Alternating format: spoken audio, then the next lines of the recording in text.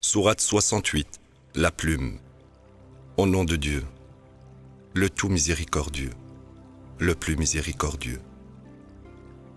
Noun, la plume et ce qu'ils écrivent.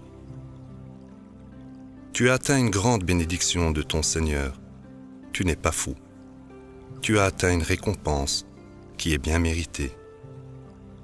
Tu es béni d'un grand caractère moral. Tu verras et ils verront. Qui de vous sont condamnés? Ton Seigneur est pleinement conscient de ceux qui se sont écartés de son chemin, et il est pleinement conscient de ceux qui sont guidés. N'obéis pas aux négateurs. Ils souhaitent que tu te compromettes, pour que eux aussi puissent se compromettre. N'obéis pas à tout vil jureur, calomniateur, médisant, prohibiteur de charité, transgresseur, pécheur, ingrat et avide. Bien qu'il possédait assez d'argent et d'enfants, quand nos révélations lui sont récitées, il dit « Des contes du passé, nous marquerons son visage.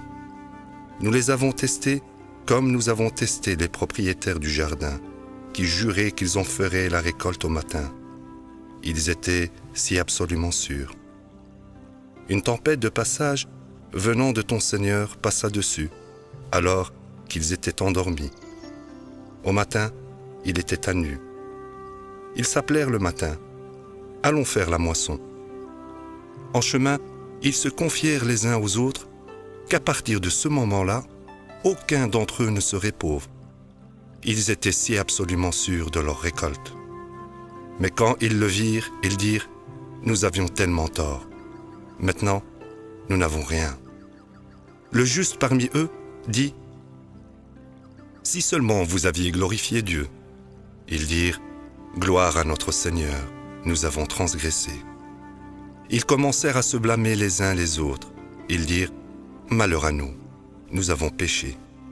Puisse notre Seigneur nous en accorder un meilleur.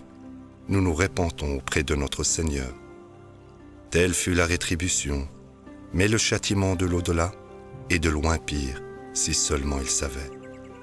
Les justes ont mérité auprès de leur Seigneur les jardins de la félicité.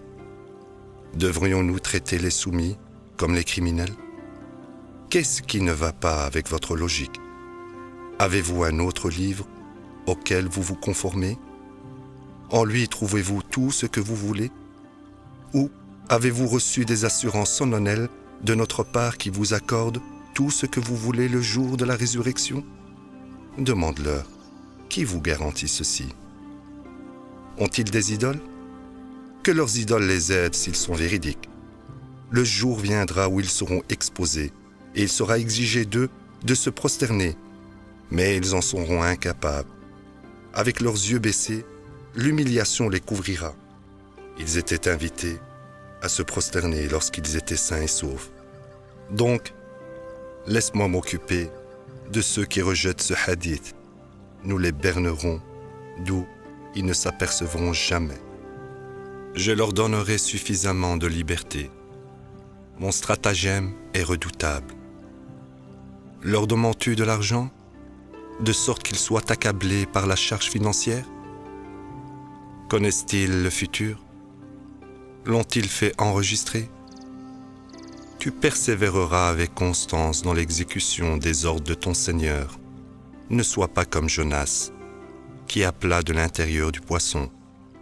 Si ce n'était pas par la grâce de son Seigneur, il aurait été éjecté dans le désert comme un pécheur. Mais son Seigneur l'a béni et rendu droit. Ceux qui ont mécru montrent leur ridicule dans leurs yeux quand ils entendent le message et disent « Il est fou ». C'est en fait un message pour le monde.